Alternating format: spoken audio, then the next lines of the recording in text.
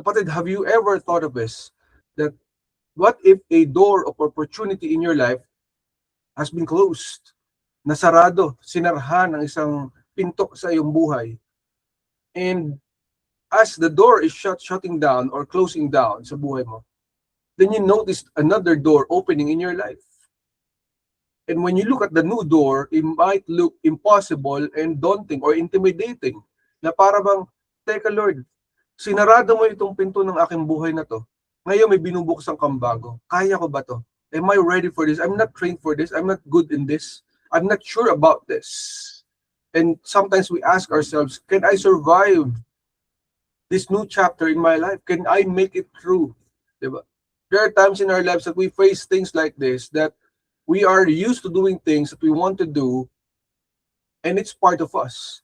However, sometimes that door God closes, sinasarado ng atong Panginoon, and we didn't see a new chapter in our lives na we're not used yet, we're not good yet, and somehow we feel inadequate and ill-equipped to be able to do it.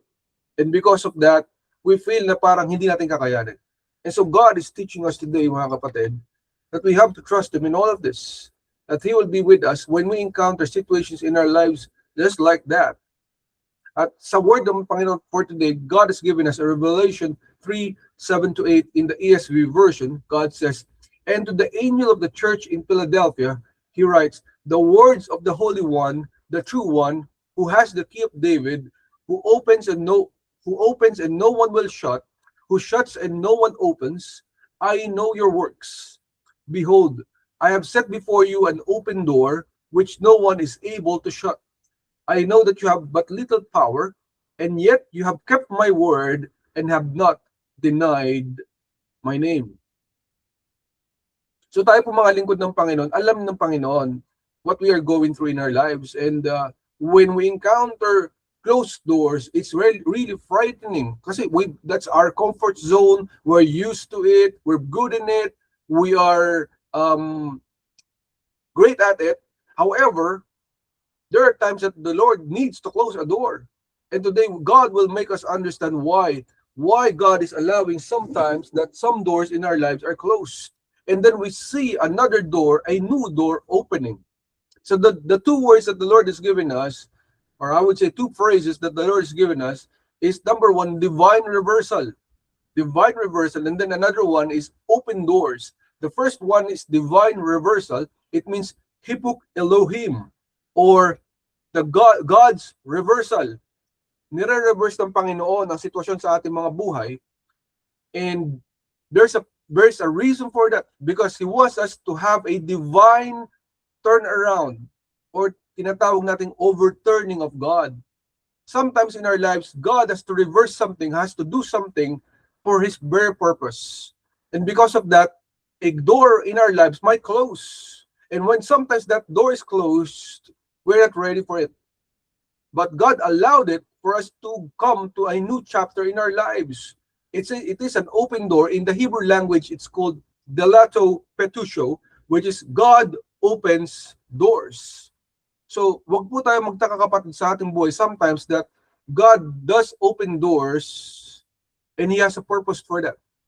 And where God leads us, God will meet us. Let us repeat that, kapatid.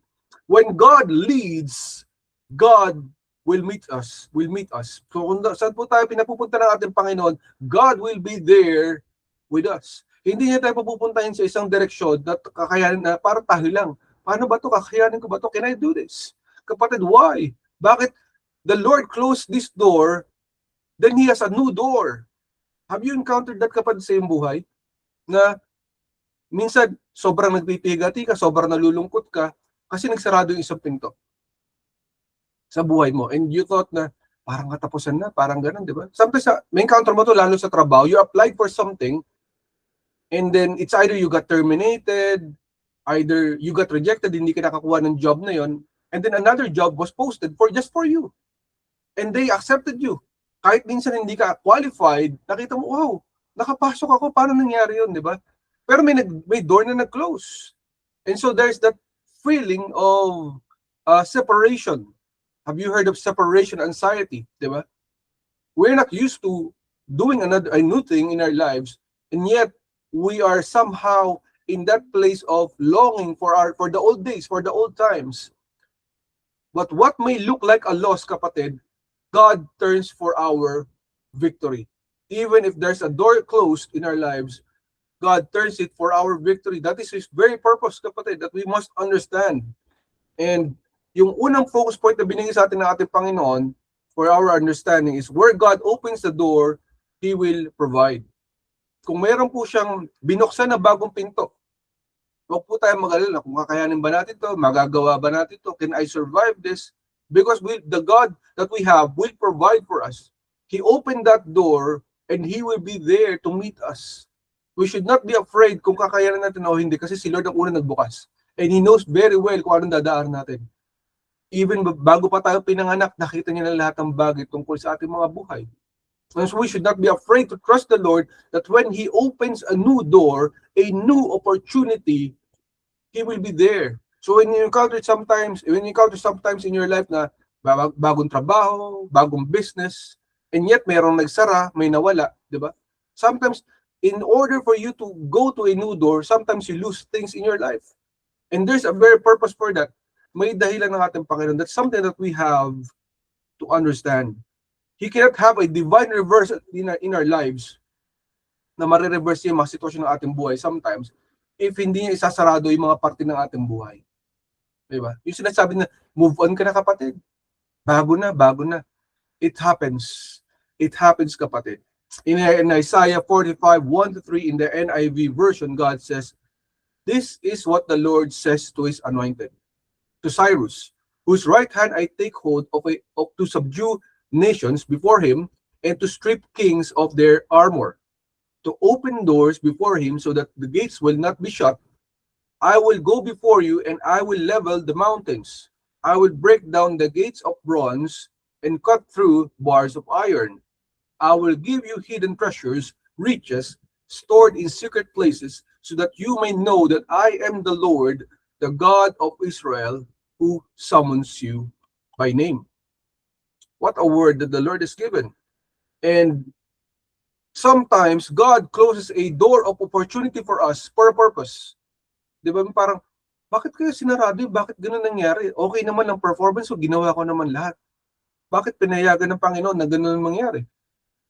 One thing that we have to understand, kapatid, is that the old place can no longer hold the future that He has for you. Gustuhin man nating hawakan at embrace ang isang bagay, pero sometimes, God is teaching us na hindi na po kakasya. Yun nating lalagyan. Yun nating container ng ating buhay para sa kanyang bagong future na ibibigay sa atin. It cannot hold it anymore. And so once the door shuts, God opens a new one. Kapag sinarado niya ang isang pinto sa ating mga buhay, it only means that He will open a new one in our lives. So that we can receive what He intends for us to receive. Because kapatid, hindi mo marireceive yun kung hindi niya sasarado yung isang parte ng iyong buhay. Diba? So you have to learn to let go of things and so that you can move forward. Otherwise, you will get stuck. You will get stuck in a situation na hindi po pinagpahalan ng ating Panginoon. Diba? It was blessed in a season, for a season, and then there's a new season. We have to recognize those things. It's like, pwede mo sabihin, diba mga Filipino, mahilig tayo sa salitang, doon na kami lumaki, doon na rin kami mamamatay. Paano pala kung gusto kang bigyan ng Lord ng bahay na mas maganda? Paano pala kung mayroong magandang opportunity doon sa lugar na yon? At doon ka pinapupunta ng Lord, pilit ka ng pilit dito, and then nagrereklamo ka, Lord, walang blessing, walang breakthrough sa lugar na to. He already ordered your steps that you move forward to a new destination, to a new direction, and we must recognize that, kapatid. So just like with the Apostle Paul, si Pablo, he had doors closed on him in Asia. Pagmamasdan natin, hindi po humayo si Pablo sa buong Asia. Kaya yung Asia, di ba, ang tagal bago nakatanggap sa Panginoon. Because he was actually blocked by the Holy Spirit. Ang Holy Spirit ang nagsabi sa kanya na hindi siya pwedeng tumuloy sa Asia. There's a reason for that. So, pinigil ng Panginoon na siya tumuloy sa Asia, na doon humayo at mag-share ng gospel, mag-evangelism. Pinigilan po si Pablo. But, he was redirected to Europe. At first, he felt parang stuck siya, parang parang walang mangyayari, 'di ba? And sometimes in our lives when we are going through a new door, we feel stuck. Kaya ko ba to? May mangyayari ba to? Paano to, 'di ba? Because it's a new thing. We're not used to it. We're not experts in it yet. And yet God is leading us to it. Pero ito pong pagsunod ni Pablo sa ating Panginoon, na kahit di po na share ng gospel ang buong Asia that time, he followed God's leading and he committed.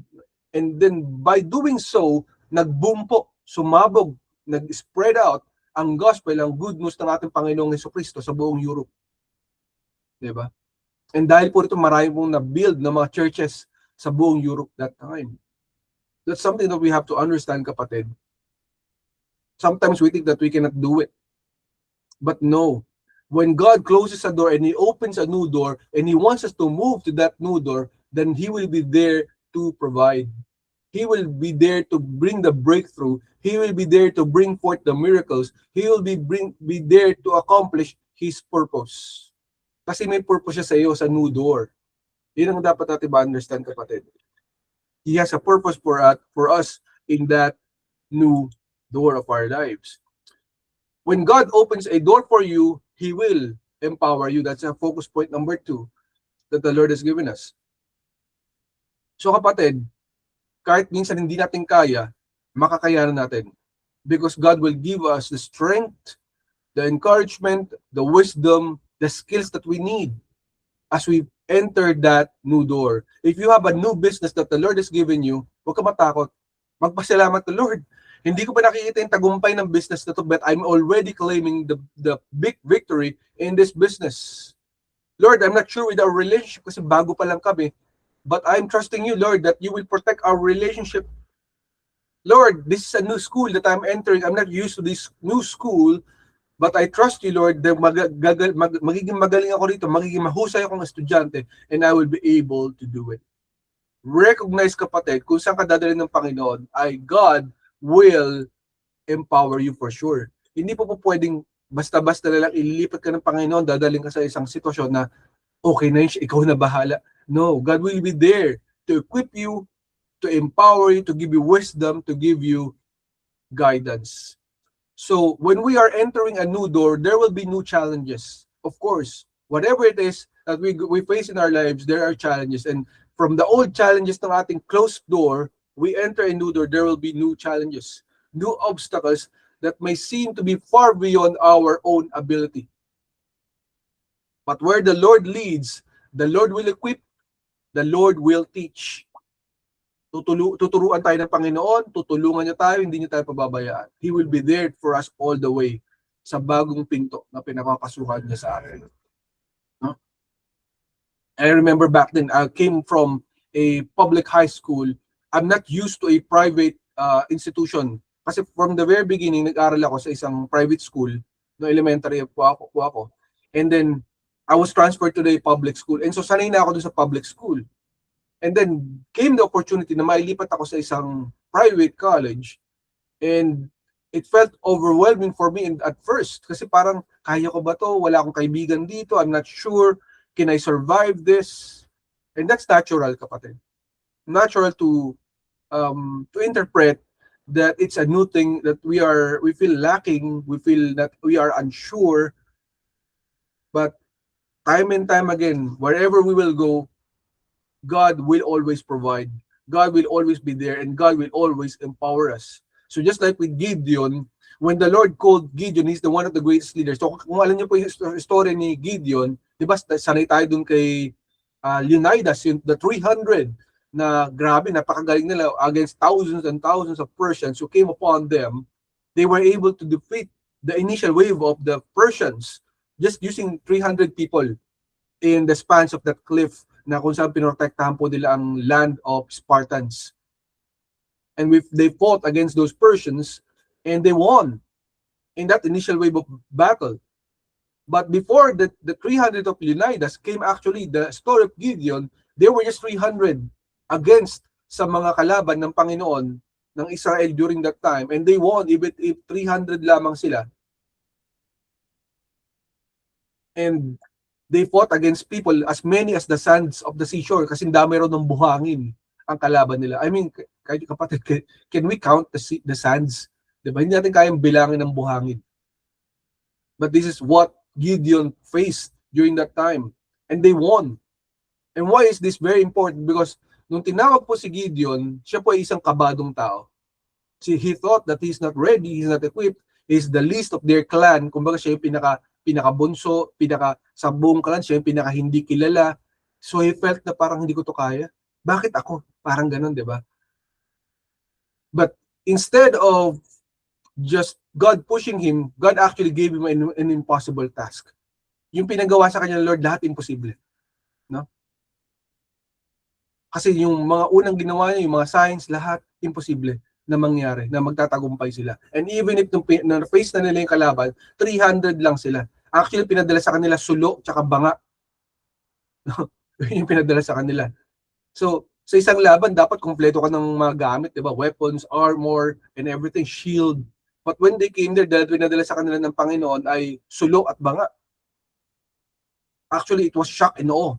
Binasag nila yung banga, madaling araw nung umatake sila. Nabigla po yung mga kalaban. Siyempre, I believe during that time that there were angels shouting together with them. And yung shout na yon, natakot po lahat ng kalaban, nagtakbuhan, sila po naglaban-laban yung mga kalaban. No?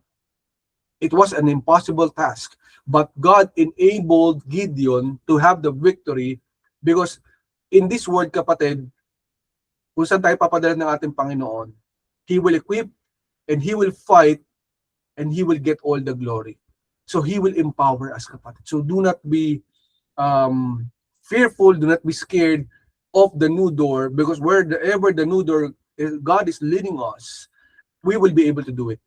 Makakasama natin siya, hindi niya tayo pababayaan. Higit sa lahat, He will empower us. So you have to embrace, kapatid, the new opportunities in your life. Huwag tayo masyadong, they call it na parang yung sobrang old school. We also have to learn the new school na tinuturo sa atin ng ating Panginoon. Kasi sometimes we are held back by our own choices when God is already pushing us to go through the new door. Ito na yung bagong opportunity. Pilit pa rin tayo ng pilit. Dito tayo, di ba? But God has already given us a new direction that we must recognize, kapatid, and discern kung ano po ang leading sa atin ng ating Panginoon. And sabi niya sa Matthew 16:19 in the BSB version, I will give you the keys of the kingdom of heaven. Whatever you bind on earth will be bound in heaven, and whatever you loose on earth will be loosed in heaven. God will give us the power, the anointing, the leading to be able to survive the next chapter. God will be there. If God will provide, if God gave the vision, He will give the provision. He will be there to provide for us. He will be there to empower us. And so, kapatid, the takeaways that the Lord has given us, number one, though we falter, He wills us to victory. Though we falter, He wills us to victory. And kapatid, as we enter our new journey, we may feel that we cannot move forward anymore. But God will push us to victory. Because yun po ang intention natin, Panginoon. Hindi po intention ng Panginoon we will live defeated lives. He intends for us to live victorious lives. So kung sa Kanya po dadaling, kapatid, sa iyong buhay, diba? You encounter things, new things in your life, new opportunities, new people that you will meet, new destined helpers. Embrace it in God's name. Because where God is leading you, there is a great opportunity, there is a new direction, but there are great new blessings coming forward for you. Because even if tingin natin hindi natin kaya, manghihina tayo, God will be there to will us. Yung will ng Panginoon, yung power ng Panginoon, yung grace ng Panginoon will be there for us to meet us and to teach us and to lead us. You also have to understand, kapatid, that you have to be still and know that your God does not sleep. Hindi po natutulog ang ating Panginoon. So whatever it is that we will face in the new chapters of our lives, you have to stand your ground. Because the Lord who protects you never sleeps. Hindi po natutulog ang Diyos. Kasama mo siya kahit sa mapunta, ano man ang gagawin mo. Hindi ka pababayaan ng Panginoon. Kaya sabi niya nga niya, di ba? I will never leave you. I will not forsake you. He sees you and will always take care of you. Kahit sa ka man mapunta. Kaya nga, ito parang inabuso naman to ni Satan, di ba, kay Jesus Christ. Sabi niya, bakit di mo subukan na tumalon dyan at iingatan ka ng mga angel mo? Diba? Because the truth is, we have in angelic guardians that the Lord has sent to us to protect us. That's the truth. Wherever we go, whatever we do, God looks at us and He does not sleep. Hindi po natutulog ang ating Panginoon. Bilang niya ang buhok sa ang dami ng ating mga buhok, ang hibla ng ating mga buhok. Nakikita niya pag tayo naiyak, nakikita niya pag tayo masaya. Alam po ng Panginoon lahat ng ating pinagdaraanan. So we must trust the Lord in the processes that He has given us. And in Psalm 37, 23, 24, in the NLT version, God says, the Lord directs the steps of the godly. He delights in every detail of their lives. Though they stumble, they will never fall, for the Lord holds them by the hand. So kahit na minsan medyo parang nadadapa tayo ng kaunti, nadudulas tayo, God will not allow it na talagang bumagsak tayo. He will direct our steps. And because He delights in every detail of our lives, can you imagine that? Sabi niya, He delights in every detail of our lives. Bawat detalye ng ating buhay, tinitignan ng ating Panginoon. Ganun siya kamitikuloso. Di ba alam mo yun, pag may anak ka, when you go outside, you make sure na maganda ang eyes ng anak mo, sinusuklayan mo yung buhok niya. Kung babayan, tatalian mo siya. Kung iba, mini-makeup pa ng kaunti, palagay ng pulbo, di ba, ayusin yung damit. Hindi mo kasi gusto na pag nakita ng ibang tao, parang meron silang puna or something, or merong feedback na hindi maganda. You want to make sure na the best ang attire, the best ang itsura ng iyong anak when you present them to other people. And so, how much more sa Panginoon? Diba? God is very involved in the details and the intimate and the intricate details of our lives. Nakikita ng Panginoon lahat ng ating mga pinagdaraanan. And so, He makes sure that He is the one directing our steps, na hindi po tayo maliligaw sa ating landas. Pinapangunahan po tayo ng ating Panginoon para tayo malalagay sa tama sa landasin ng ating mga buhay. And the last verse that the Lord has given us is, He will not let your foot be moved. He who keeps you will not slumber. He who keeps you will not slumber. Hindi po natutulog ang ating Panginoon. Alam po ng Panginoon ang ating mga pinagdaraanan at alam ng Lord yung direction na meron tayo ngayon. So if God provides a new opportunity, do not fear, because hindi natutulog ang Panginoon. He gave you that opportunity for a purpose and for a reason. We must trust Him na hindi niya tayo pababayaan ni iiwan kailanman. We must understand the character of our God. So kapatid, huwag tayong matakot sa pintong nagsarado. Sapagkat ang Diyos, pag nagbukas ng daan, kaakibat nito ang tagumpay at pagpapalang sapat. Kasama po natin ating Panginoon sa lahat ng lakarin ng ating buhay. And sometimes there are doors that are being closed, but we have to understand that God has a purpose for that new door. And we must trust Him in His purpose and that His favor will be upon us. Huwag natin ipilit na, ay, dito na ako, okay na ako dito. Gusto ko rito kasi dito sa ganitong lugar lang eh. Pero binibigyan ka pala ng Lord ng mansion, binibigyan ka pala ng Lord ng mas malaking bahay, di ba? Magkakaroon ka ng mas maraming properties, magkakaroon ka ng mas maraming resource, and you don't like it because you're not used to it, kapatid. Hello? Di ba? God knows what's best for us, and we must trust Him. Let us trust the Lord kung anong plano niya at gagawin niya sa ating mga buhay. It is the Lord who calls us into the next chapter of our lives. Siya po ang tumatawag sa atin pag may bagong chapter ng ating mga buhay. Because your destiny, kapatid, our destiny cannot be fulfilled by staying behind those closed doors. May destiny ka, kapatid. We all have destinies. Each one of us. And when God places us into the journey to our destiny, He closes some doors. Sinasarado ng Panginoon ng ilang mga pinto. Those doors were not closed because they failed. Hindi po ibig sabihin na sinarado ng Panginoon yung door na because nag-fail yun. No. But because they had already served their purpose for that season. It has already completed its mission. It has already completed its season, and it has not failed, but it has completed. That's something that we have to understand, kapatid. There are times in our lives na natagumpay na tayo sa isang yugto ng ating buhay. That's our own Kairos moment in that season. And we have a new Kairos moment that God has placed in us for us to be able to achieve our destiny. Your greater reward simply cannot fit into that old place anymore, kapatid. Hindi na kasya. Yung bagong blessing, yung bagong reward, yung mga breakthrough darating, hindi na kasya sa dati mong lalagyan. So God is opening a new container for you, a new door for you, for the new blessings to fit in. God is now opening doors because His bigger plan and greater reward requires a new storehouse.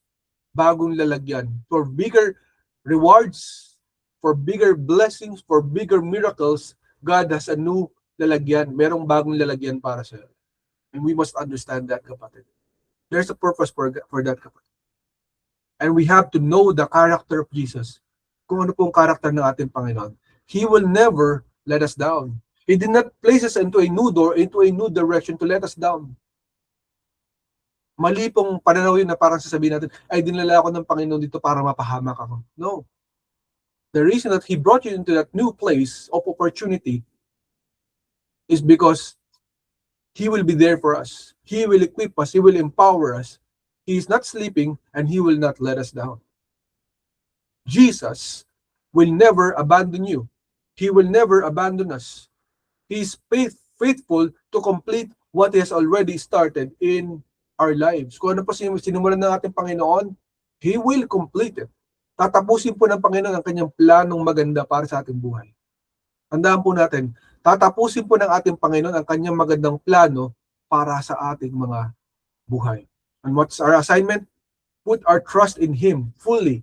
Ibigay po natin ang tiwala natin sa ating Panginoon that the same God who opened this new door will not fall now or will not fail now. Hindi po mag-fail. Kung dati po, hindi po nag-fail ang ating Panginoon, sa bagong pinto, He will also never fail. He will not fail us. And if you think you can do it, kapatid, sa tingin mo, hindi mo kaya, Jesus is our firm foundation. Haligi po natin ang ating Panginoon. Kung naging haligi natin siya dati sa lahat ng alakaran ng ating mga buhay, ganoon din sa bagong chapter ng ating mga buhay. No? We have to trust the Lord that He will be there for us in that new chapter, and we must learn to embrace the new door. Because God's destined reward is waiting for us. God closes that door, He opens that new door for that divine reversal. He has a great plan. Hindi because dati naging failure in dati, but it already completed its mission.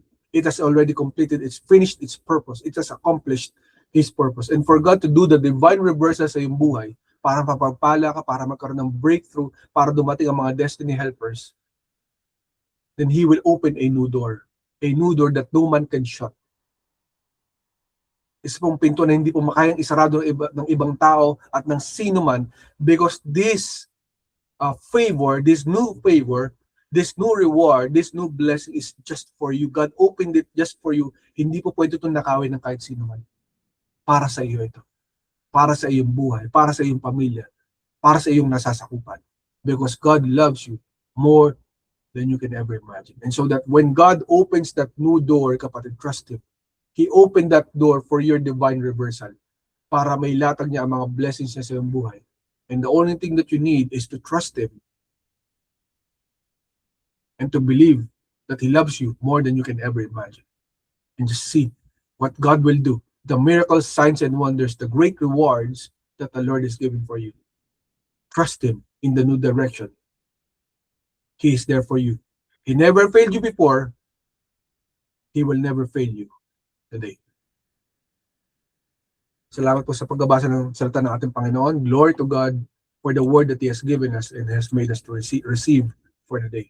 Kapatid, this may be the first time that you're hearing this broadcast. You might not know me, you might not know Ancient Doors Church, but God loves you more than you can ever imagine, and He wants to work in your life. Something that we have to understand, kapatid, is all of us in this world are bound to die one day. It's something that we cannot avoid. People die. However, when we die, there is another destination, and that is you either go to impyerno, pumunta ka sa impyerno, or pumunta ka sa langit. Of course, kapatid, you will not want to go to hell or impyerno, kundi pumunta ka sa langit na makasama ang ating Panginoon habang buhay. But you have to make a step for us to be able to have that assurance or insurance na makarating tayo sa langit balang araw. Paano kaya yung kapatid?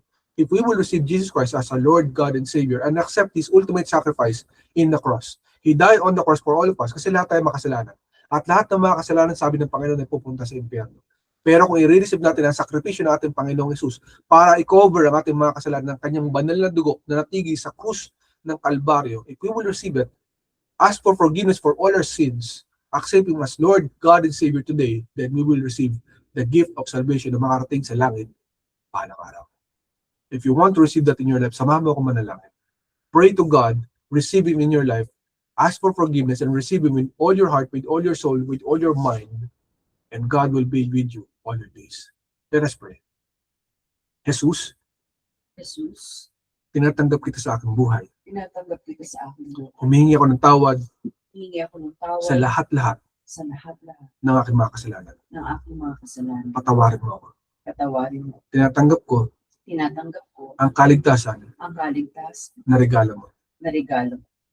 Tinatanggap ko Tinatanggap ko ang pag-ibig mo ang pag-ibig mo sa akin. sa akin. Tinatanggap kita Tinatanggap kita bilang Panginoon, bilang Panginoon, Diyos at tagapagligtas Diyos at tagapagligtas ng aking buhay. ng aking buhay.